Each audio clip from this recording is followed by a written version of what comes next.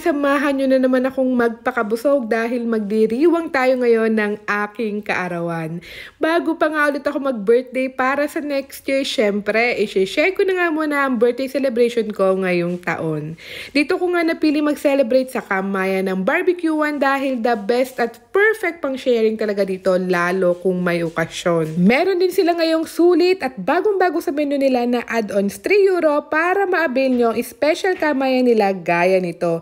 Bali sa normal na Kamayan nga nilang €15 per head ay mag-add-ons lang kayo ng €3 para mas lalong pinaloaded at mas pinaspecial ang sharing sa kaibigan at sa buong pamilya. At sa Voodle Fight nga nila ay mararanasan nyo ng traditional Kamayan sa dahon ng saging with overloaded na mga ulam. Aside sa insaladang mangga ay may grilled fish on the sides na with added soup pa. Meron din seafood shrimp, iba't ibang tipo ng grilled meats, longganisa, sisig, side dish na mga season of fruits, at marami pang iba. Frenny, birthday natin ngayon. Nandito naman tayo sa Barbecuean. Ang sarap na natin pagkain. Ang dami. Mayroon na sila ngayong bango. Ito ang bago nila. At saka may pasabaw na. Hindi na kayo maano dito. Mas masarap lalo.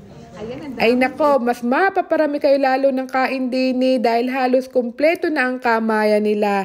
Pinas na Pinas feels talaga ang pakiramdam. Kulang na lang ay yung dagat at palangoy na. Bali, dito pa din niya matatagpuan sa Barbecuean Filipino and Cuisine sa may Via Enrico 9, Milan, Italy.